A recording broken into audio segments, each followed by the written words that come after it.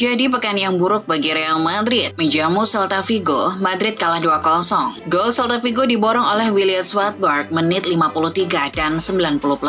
Sementara Madrid justru harus kehilangan 2 pemain lantaran kartu merah. Mereka adalah Francisco Garcia dan Alvaro Carreras. Kabarnya, Endrick yang duduk di bangku cadangan pun kena kartu merah lantaran melakukan protes keras ke wasit keempat. Hasil ini bikin Madrid tertinggal 4 poin dari Barcelona di puncak.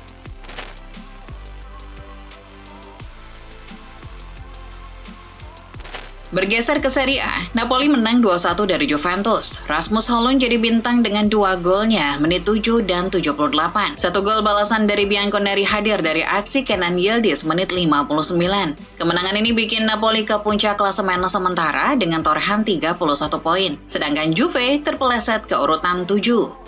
Di pertandingan lain, ada Lazio yang ditahan imbang Bolonya dengan skor 1-1. Gustav Isaksen membawa Lazio unggul lebih dulu menit 38. Namun, 2 menit kemudian, Jens Odgaard menyamakan kedudukan. Dengan hasil ini, Bolonya tetap menjaga asa tampil di kompetisi Eropa musim depan.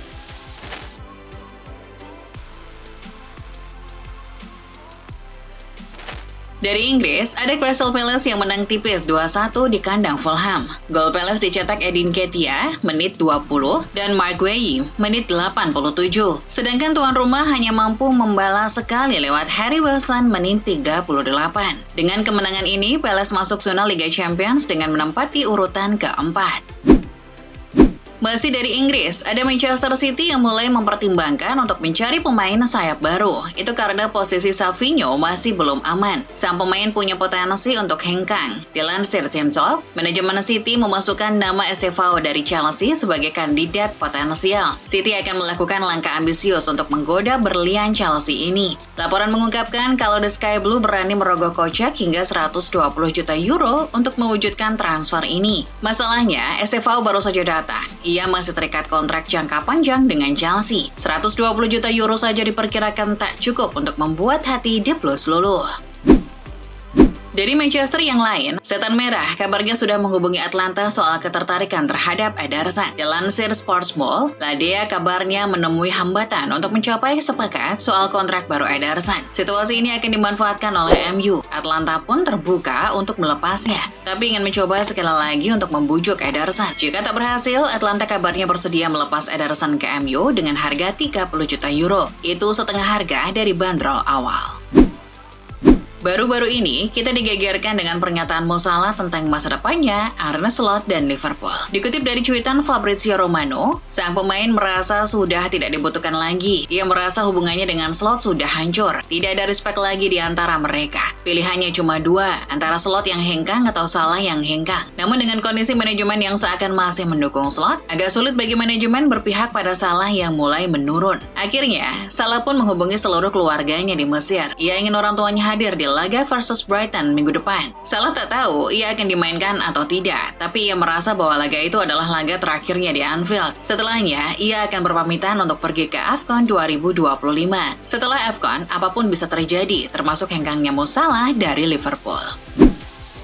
Perburuan tanda tangan Mark Guehi telah memasuki babak baru. Bayern Munchen join antrean. Mereka bahkan akan memanfaatkan hubungan baik Harry Kane dan Guehi untuk mewujudkan transfer ini. Dilansir Bavarian Football Works, manajemen akan meminta tolong Kane untuk membujuk Guehi agar mau menerima pinangan Munchen. Saingan Munchen saat ini adalah Liverpool, Real Madrid, dan Barcelona. Tapi Munchen cukup pede. Ini bukan kali pertama Munchen meminta tolong Kane dan berhasil. Saat Eric Dier didatangkan dari Tottenham, Kane disebut-sebut juga memainkan peran kunci dalam kepindahan tersebut.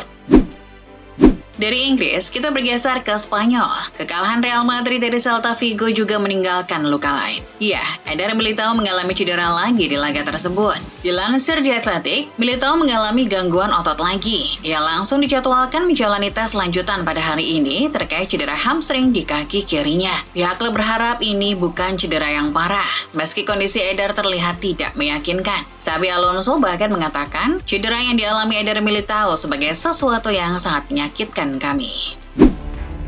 Masih soal pemain Real Madrid, ada kabar bahwa PSG sedang menyusun rencana untuk membajak Fede Valverde. Dilansir Vichahas, Real Madrid telah dihadapkan dengan salah satu langkah paling tak terduga di pasar setelah Paris Saint-Germain. Kabarnya, PSG sudah menyiapkan dana sekitar 100 juta euro untuk memboyong gelandang serba bisa itu. Tawaran klub Prancis itu telah memicu perdebatan internal yang kuat. Tawaran PSG seperti jalan keluar bagi Valverde yang sudah mulai kehabisan sabar lantaran terus dimainkan di posisi yang tak semestinya. Namun PSG tak sendirian. Kabarnya Manchester United juga menginginkan Valverde.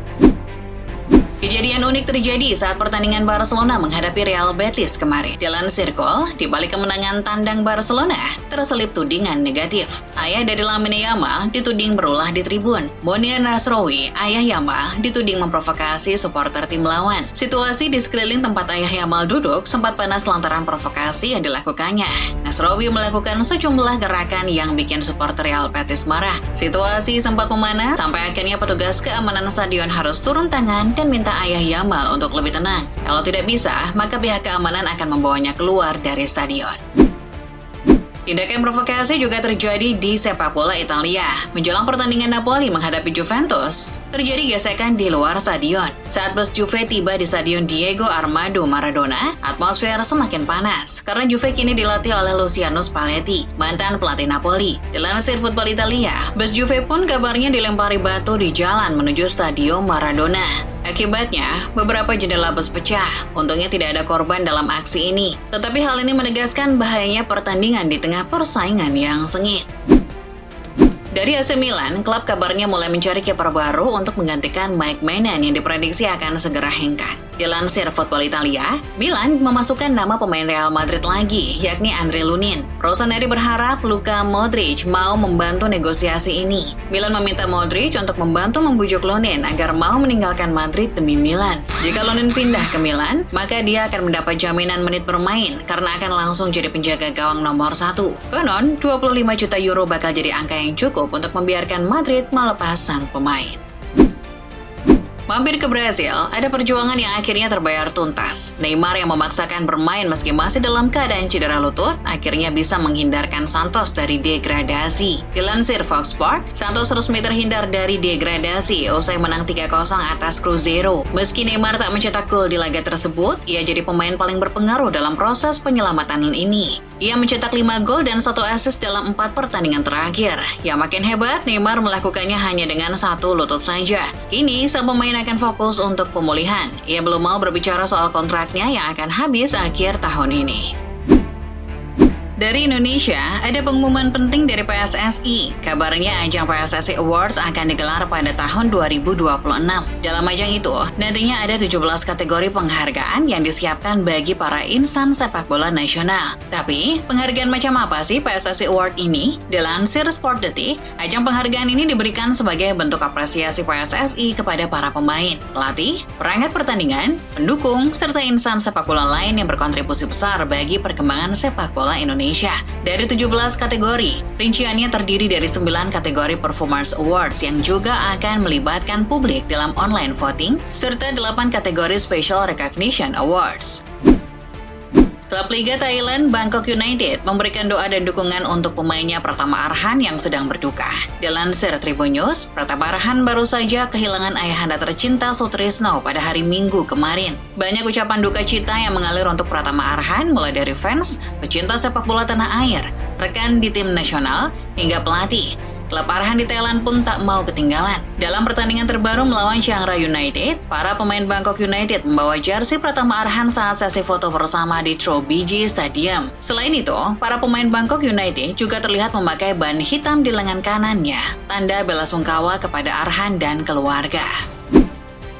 Masih dari pemain abroad Indonesia, tapi kali ini yang ada di Belanda. Pelatih Fortuna Sittard, Danny Buys, mengkritik keras Yasin Hapner setelah tackle horornya berujung kartu merah saat menghadapi Ajax Amsterdam. Dilansir CNN Indonesia, Hapner sejatinya baru masuk di babak kedua. Baik timnas Indonesia itu menjegal Bonida dari belakang pada menit ke-53 di dekat garis tengah lapangan. Tackle tersebut notabene dilakukan Hapner pada posisi yang tidak terlalu membahayakan Fortuna. Insiden Hapner itu membuat frustasi pelatih Danny Buis. Menurutnya, Hapner sudah bermain keras sejak diturunkan. Melihat apa yang dilakukan Hapner saat itu, Buis menggambarkannya sebagai sebuah tindakan yang bodoh.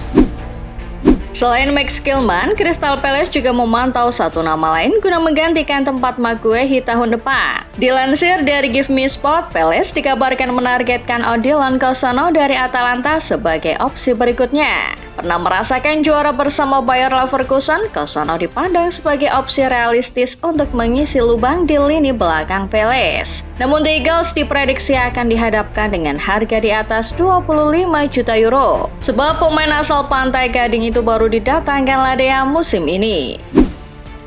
Yves Bissouma kembali jadi sorotan setelah lagi-lagi tertangkap kamera menghisap hippie crack. Menurut The Sun, Bissouma ketahuan menghirup hippie crack atau gas tawa berjenis nitrous oxide di sebuah pesta di London pada 3 November. Ini merupakan kedua kalinya pemain asal Pantai Gading tersebut melakukan hal serupa. Setelah videonya menghirup hippie crack viral, Bissouma menghapus semua konten terkait Tottenham Spurs dari Instagramnya. Klub kini memulai penyelidikan internal dan masa depannya bersama Tottenham mulai dipertanyakan.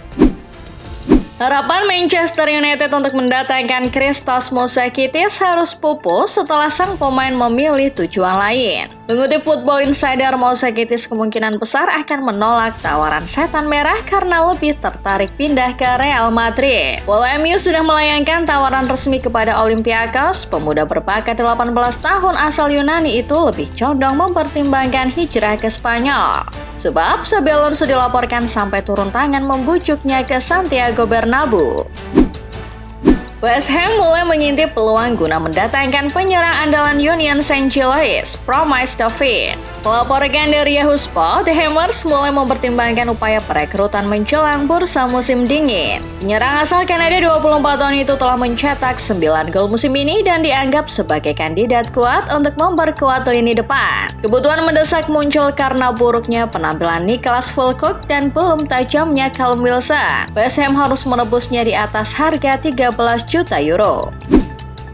Athletic Bilbao harus menelan pil pahit setelah Aymeric Laporte harus menepi cukup lama. Mengabarkan dari Marca, Laporte didiagnosa alami cedera hamstring di kaki kiri saat melawan Atletico Madrid. Mantan pemain Manchester City itu akan segera menjalani tes khusus lanjutan untuk menentukan tingkat parahnya cedera yang dialami. Untuk saat ini, tim medis Bilbao memperkirakan Laporte bisa saja absen hingga pertengahan Januari. Itu artinya ia akan melewatkan 4 pertandingan Bilbao berikutnya.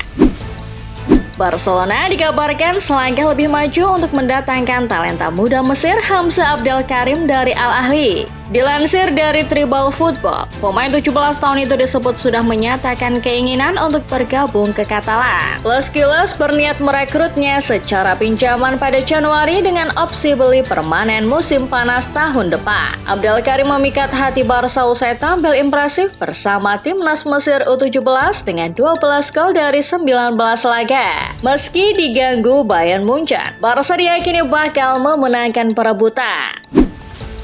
Beralih ke Italia, Claudio Lotito telah melaporkan 5 orang atas tuduhan upaya pemerasan yang dilakukan padanya. Mengutip Calcio Mercato, kelima tersangka diduga melakukan ancaman lewat telepon, email, dan media sosial untuk memaksa Lotito menjual Lazio. Penyelidikan polisi menyebut mereka juga menyebarkan kabar palsu bahwa Lazio akan dijual, bangkrut, atau sengaja didegradasi dari Serie A demi membuat saham klub hancur. Aksi ini ditengarai bagian dari rencana sistematis untuk mendepak Lotito sebagai presiden Lazio. Akibat belum mendapat kesempatan bermain yang lebih, Torino berencana meminjam Daniel Maldini Januari nanti. Menurut Tuttosport, Torino disebut-sebut menargetkan Daniel sebagai tambahan opsi yang kreatif untuk lini depan. Selain itu, Torino menilai Daniel cocok untuk formasi 3-5-2 racikan Marco Baroni. Atalanta sendiri diyakini siap meminjamkan anak Paolo Maldini itu dengan opsi beli musim depan. Jika transfer terjadi, ini bisa jadi kesempatan bagi Daniel untuk mendapat waktu bermain lebih banyak. melompat ke Jerman. Sehubungan dengan maraknya minat klub besar pada Antonio Nusa, RB Leipzig mengambil langkah dengan memberi harga baru. Melaporkan dari Get Football News Germany, Nusa kini memiliki bandrol baru sebesar 60 hingga 70 juta euro. Kontraknya yang masih berlaku hingga 2029 dan tak memiliki klausul pelepasan memberi Leipzig keleluasaan menentukan bandrol Nusa. Di Rotenballen bisa saja mempertimbangkan penawaran jika klub-klub peminat benar-benar serius, sehingga membuka opsi bagi Nusa untuk hengkang musim panas mendatang. Kita pulang ke Indonesia. Ada cerita pilu dari kiper PSS Sleman yang menjadi korban dari bencana banjir yang menerjang Sumatera. Mengabarkan dari bola.com, Muhammad Fahri kini terdampak banjir bandang di Langsa, Aceh. Ia dan keluarganya terpaksa mengungsi ke rumah nenek karena kondisi rumah mereka rusak parah. Hingga saat ini Fahri mengaku belum menerima bantuan dari pemerintah pusat maupun daerah. Ia menambahkan perbekalan logistik di sana sangat terbatas dan akses jalan masih terputus. Situasi ini membuatnya belum bisa kembali ke Sleman untuk latihan dengan klub.